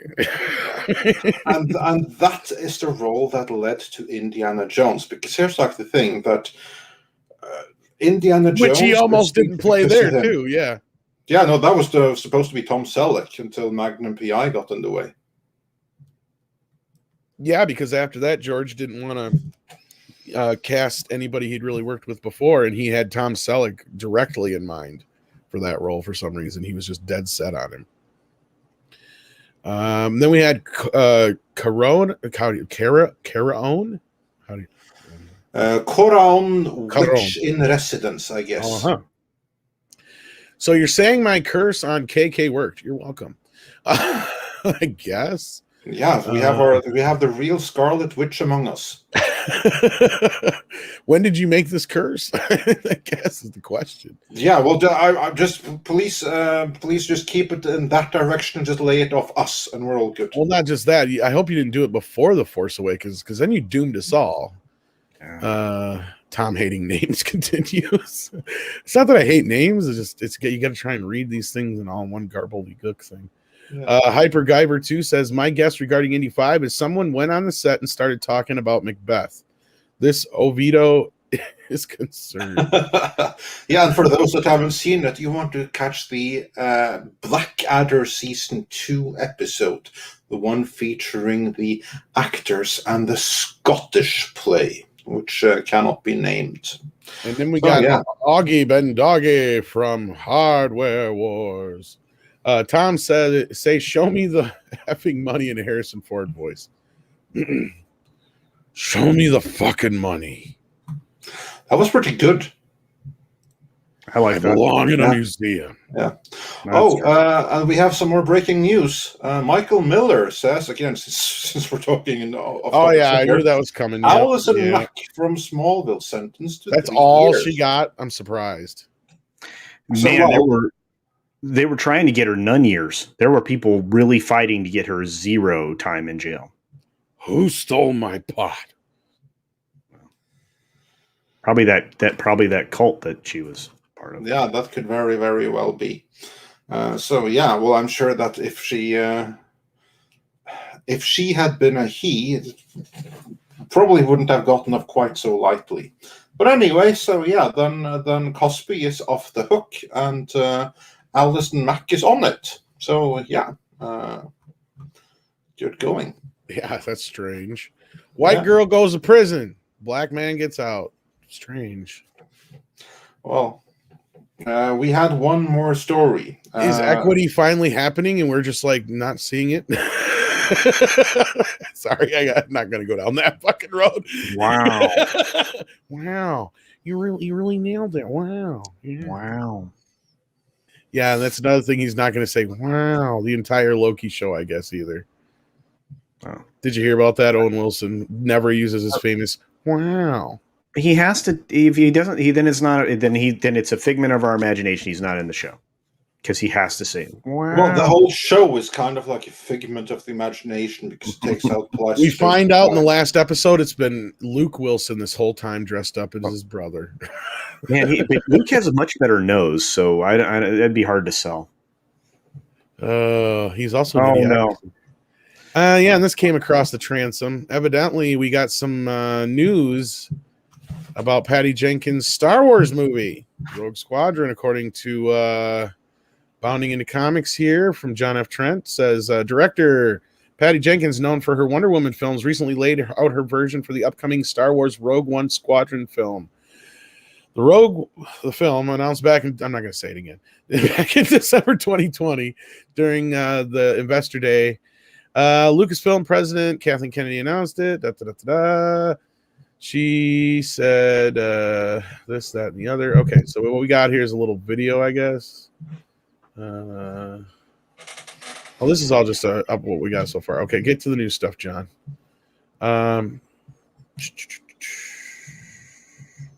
She went on to detail the influences on the film, which will be, I guess, the Michael Stackpole books and video games. There's an incredible history that's really important to honor, says Jenkins. That's an important line right there. Mm-hmm. And yet it must be brought to a new age because we have to tell a new story with it. Oh. She continued, and so we're trying to blend the best of everything and make it the great fighter pilot movie, which I've always wanted to make as well. It's a big brew of things you are trying to put together and still keep a very simple story. The director stated, you're trying to bring the best of yourself and to use it to make something beautiful that honors. Oh, here we can actually just probably watch the video, but I didn't put the sound on. You're trying to bring the best of yourself and use it, make something beautiful that honors the legacy before you. But of course, it's a huge amount of pressure, and Wonder Woman was a huge amount of pressure as well. So it's not totally new feeling to me. Definitely nerve-wracking. So yeah, she was then asked. This is other stuff. So yeah, not really much to go on there, but yeah, I don't think there's much there. Seen Michael Miller saying that that she's already been fired. She just doesn't know it yet. They're bringing in Ron Howard to finish the movie, and they just don't know it yet. You laugh, but that could be a true thing. I know. Ron Howard's like, I was really only going to make 2 more movies, You sounded like Clint there. Did Clinton and Ron? No, Clint's. They sound pretty close. Clint's Really? like this. Yeah. Oh, okay. Fuck yeah. Well, sorry. well, I think that we will wait with that story till we have some more information on it. So far, my defense, this is a bunch of word salad here, Dan. I'll tell you that much. Not only is it a word salad, it's a complete non-story. It kind of was. But thanks for John for getting that out there. It was about the best we got. But then you said there's something to do with Game of Thrones going on? Yes. If you go into the private chat to the very top of it, there's a story from Deadline. Sure, have the guy who's been having computer trouble all day do it. Yeah, sure. I'll bring it up for you again. I got it. It's just one of those days today. I want to start over. I want to go to bed, get back up, and start over. Just, but yeah. So, Warner Brothers Warner Brothers Levitt. I'm not reading anymore. You guys, Culture. You have the story. Take us through it.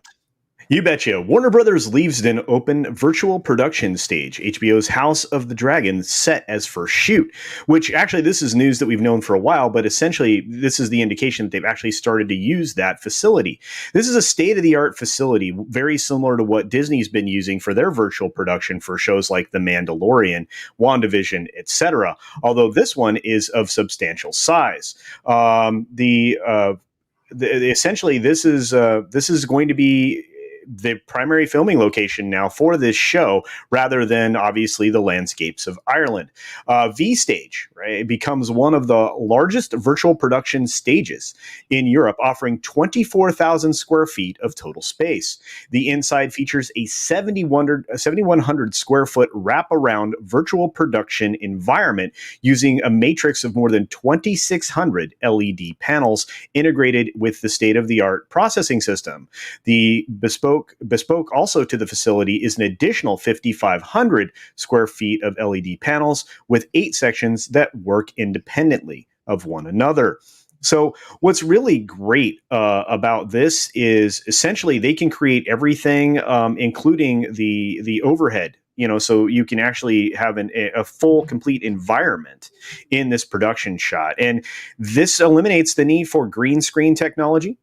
And it also makes it so that if you need a green screen element, you just drop it in behind the actors in real time. The actors can act against a landscape just as if they would if they were physically there. And you can introduce physical elements as well as green screen future elements into this soundstage space. So it solves a lot of the logistical problems for post-production. And you also can have in real time post-production happening so that you can essentially, when you look at a rush of something, it will have everything pretty much filled in with a few, environmentals added in later. But this is essentially the indication that they have started shooting this in this facility, and it may have already occurred, but this was the indication I was waiting for, because again, this had been news that had been out there for a bit. So it's very exciting news. Obviously this facility will be used by HBO for many, many other things. So. Yeah, all I will say on that is, well, not all, but good on them. Now they have facilities that's going to save them a whole ton of money as time goes by. I just hope that they're not going to use it to replace all practical sets, because a big part of the appeal of Game of Thrones are the sets and the landscapes. That's part of what makes the series so epic. And the thing with The Mandalorian, it looks really good, but if you squint, you can see how it's filmed. You can see that it's all on a huge, elaborate green screen, essentially. No, it's not, but you catch my drift, right? It's one of these specially designed sound stages. In there, I think it's called Stagecraft under the Disney brand, but they're all using the same Unreal Engine technology to make it happen. So you're right, Andre. And the difference is here is think of all the second unit photography that was done back in May for this show. I guarantee you that's how they're able to make this look even more realistic, because it's most of it wouldn't have to be CGI. They probably are using real time backgrounds that are synced to the camera, which is a unique process that we never had before. So. Yeah, no, it's a genius technology, and the beauty with it is that we can get movies that are 95% as epic before at a fraction of the cost. So that's the beauty of it. Like, for instance, I think that a Dune big budget sequel in theaters filmed the same way on practical occasion, stuff like that, that's unlikely to happen. But that the powers that be at HBO Max decides that, you know what, let's make a deal and let's continue this as an HBO Max series filmed on this particular soundstage, same as what they're doing right here. for a fraction of the cost. That's going to look almost the same. I can see that happening. Yeah, you're still going to need, and Andre, I think that I can put some of those fears aside for you, and assuage them, and say this: you're still going to have to go to on-site locations. There are still certain shots you can't get in any other way. There's still certain experiences that you can't do digitally yet. But the sweeping landscapes, you absolutely need to give your film depth. It gives it. You have to have a world, not just the lived-in aspect of the close-up shot and everything else, but you have to have that. This is an entire world experience, and so yeah, I mean, you're still going to have a lot of second unit stuff being done that way. So Yeah. I feel like we're not being able to do a complete in these kinds of studios kind of presentations, but at the same time, I mean, it's a new world. And when you talk to somebody who's engaged in this technology on a regular basis, they're still astounded that it works as well as it does. It's it is amazing stuff. It really is. Basic extract set. It's a form of rear projection using modern technology, and you're not wrong. Yep. You're not wrong. That's a very, very good parallel of to describe exactly what is going on here. Well, and now the other really neat thing is, because of the way these are being done, is you're able to push in, and the camera will reflect your push in or your pan or anything like that in all the elements behind you. So you can get even more dramatic effects. Like if you want to do a pullback but leave your actors in frame and have the landscape move into the background, the screen does that in real time. The post-production guys are essentially there in real time instead of at the end of the process doing, exactly the kind of cinematography that the director is looking for. So it's pretty amazing. Yeah, it really is. Let's hope that the series itself will be, because that, of course, is the other and implied part of the story whenever Game of Thrones comes up. In this case, of course, it's the House of the Dragon, the prequel series. But the big question remains, though, and this is kind of like Marvel in a way that we started today with, so it's fitting that we end with Game of Thrones, because the situation is exactly the same. Audiences around the world trusted the Game of Thrones brand. Audiences knew you watch Game of Thrones, you're going to have a really good, engaging time. That was through all the way up through season 6. Of course, some will argue that it stopped being through around season 4, depending on how close you are with the books. But certainly season 7 and season 8, they destroyed all of that goodwill. They destroyed the brand and much of its legacy. So the question is now, in the aftermath of season 8, House of the Dragon, no matter how good it may be, it's a prequel. It doesn't hope to change anything going forward. So we as the audience know it's still going to lead right up to season 8, eventually down the line.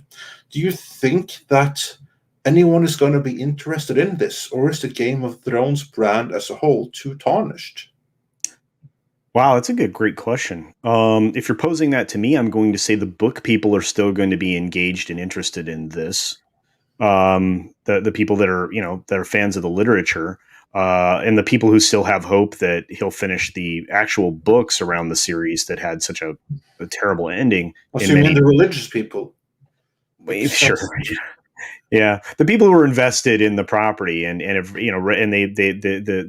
books are a form of lore that they're specifically tied to. But I think those folks are going to look forward to this. But there are going to be a lot of people who are just turned off by the very idea because of you're right. There's going to be an anchor, tied to expectations already. So if any of the episodes of this or whatever fail to drive things home with the audience, you'll see them fall off as fast as they did with Loki and other, productions that, left people wanting. And of course, with Loki, it's filler, like much of the other Marvel TV product, as you said at the very beginning of the stream. Yeah. But here, at least, you might get something substantive, stories that were alluded to during the original series and in the books that people might be engaged with. I don't know. But I agree with you. I think that the beginning of this will be dragged down substantially as far as interest because of what happened in the previous production. Erik Runge Madsen points out on the behalf of book readers everywhere, the only thing the book fans will show up for is Dunk and Egg. Isn't that another prequel series that they're working on or something like that? I think I heard something about that.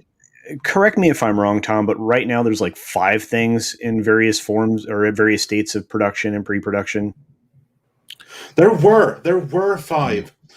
Those 5 that were in pre-production, they're all gone. They're all dead. This is the one that remains of them. That remains. But I think that they contracted Martin to do another one or something like that. They gave him like a contract after those 5 fell by the wayside. I mean, they even filmed another pilot at huge expense, and they decided that is too woke. So they didn't proceed with it. And yeah, I agree with Etienne here too. Is the book people are irritated that he won't ever finish the books. There are a lot of people like that. Really are. I don't know, man. I always have high hopes for grand scale fantasy, storytelling, but I just, right now I'm hanging my hat on Dune, and that's probably going to lead to disappointment in my life. But this I wasn't looking as forward to as maybe I would have 7 years ago. Yeah, I wasn't looking forward to this the moment I saw Game of Thrones season 7. That's when I was out. So yeah, I also agree with you. There's Dune, and of course we also have the outside hope of the Foundation on Apple TV. And I think someone is also doing Hitchhiker's Guide to the Galaxy, and fingers crossed for Conan the Barbarian when we get that far. Maybe we'll know more about that in 1 year or something like that. We had a couple of super chats here. See if I can bring them up on screen. Oh, we just got this one. Tom won. This one is for you, Tom. Polly says, Tom X, line read, please. Cheeks can do stuff now. Oh yeah, that's a good one. I better not try that, because if I were to try, that would be a Frankensteinian abomination. Oh, also, Ben Saxton says, Andre, if I don't get one Frankensteinian, I swear. Well, you got 2 right there. What swear you say? Yeah. And Sailor Sonic 78 says, for the mods, great job today. Yes, indeed. So the mods have done amazing today. I'm going to refresh and see if there were some other ones that I can no longer bring up on screen. There sometimes is. Darius Münchhausen just sent a Popcorn Super sticker. And with that, we are in fact fully caught up. Yes. All right. And I think that's the news for today as well. I think we managed to keep this one under 2 hours. It's amazing. We did. That's what happens when it's slow news days. When we have nothing to talk about, we go for only 2 hours. That's right. Yeah. Other than that, there was the only other thing we did talk a little bit about something interesting last night on Midnight's Edge After Dark. PJ over to Orville Nation had recently done an interview with now the actor's name just escaped me. He was on Dark Matter and also Andrew Moody. Yeah, there you go. Thank you. Andrew had some interesting things to say about his time spent on Star Trek Discovery. Yeah. So why don't you check that out if you get a chance. Rod Thunderheart. Well, sorry. I was just going to say, it's worth the watch. Thunderheart says, here you go, Tom. Since my PayPal is not working, here's last night's promised chat. Well, Andre, we'll have to deal with that. But thank you so very much, Rod. We appreciate that. You didn't have to do that, sir. But thank you. So with that, I think there isn't much else. I'll talk about the Hitman's Wife's Bodyguard, about how the fact that it's a flop and nobody wants to admit it. And the movie may be good, but anyway.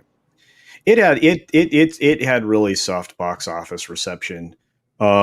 You know, and it's funny because they're propping up Cruella too, despite the fact that it's such. That's the other thing too, is like not only that, but they're toting how much of a failure that In the Heights was, and it's like In the Heights didn't perform that much less than Hitman's Bodyguard did. We're talking by like 2 million less, and Hitman's Bodyguard has Samuel Jackson and Ryan Reynolds in it. So what's their excuse? That's what I said the other day. And I'm like, oh, but this is supposed to be some hit, even though it cost twice as much, I think, too, on top of it. So, yeah. You have to remember, though, that In the Heights did get a huge promotional number. They got a 50 million plus bump on their promo side, in addition to the 55 million budget, if I recall correctly. I don't know where they spent it. No, nobody does. I mean, look, a lot of people are dumping money into these the Twitter stuff and everything else, you know, the promotional advertising there and in places, and it doesn't seem to yield any results. Again, the definition of insanity is continuing to do the same thing and expecting different results. And there's a lot of failed strategies that people are leaning into. They're like, well, but this is where all the millennials are, or well, not even that anymore. It's even the younger generation. This is where all the people are. Yeah, the Zoomers. This is where we want to get these people. And I'm thinking they're skipping by this, just like I do. Yeah. And then eventually, you know what they do? They mute it. So anything that's a promoted thing, they either mute or block, and because they're just tired of it, you know. So it is what it is. So Culture, you got anything coming up? Well, I'll probably end up doing a live stream today in replacement of a video I would normally do on a Wednesday, which I think is going to be the new pattern. I'm going to be on Street Smarts here shortly with Mad Mardigan on Mad Barber Entertainment. That's always fun. Very funny. I think you've been on there once, Tom. That was not fun. Oh, okay. All right. I'm kidding. It was definitely an experience. It is. That's right. It's an experience for the people on it and the audience as well. And for those who don't know what it is, they actually watch old after-school specials. Yeah, yeah, and even some really bad film pilots. Like we watch television pilots. We watched Fox's like failed pilot from for the X-Men. I didn't even know that was out.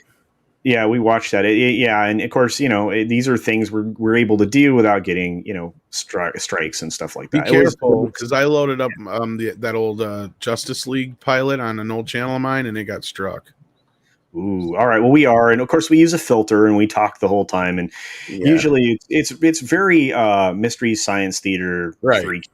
Yeah. No, it's a lot of fun. You guys should check it out, and otherwise, check out Culture Casino's channel every Tuesday. I hang out there with him when I wake up in time. And sometimes the big guy shows up. And as Borg Pork says, it is time. It is. For Koalas in the Rain. Before their time, Paulus Plain just sent 100 krona and says the real history, Julius Caesar crosses the Rubicon.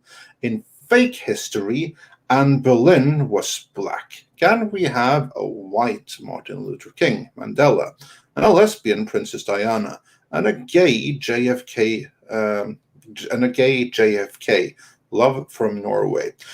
Paris, be very careful about what you ask for, because you could very well get a gay JFK and a lesbian Princess Diana.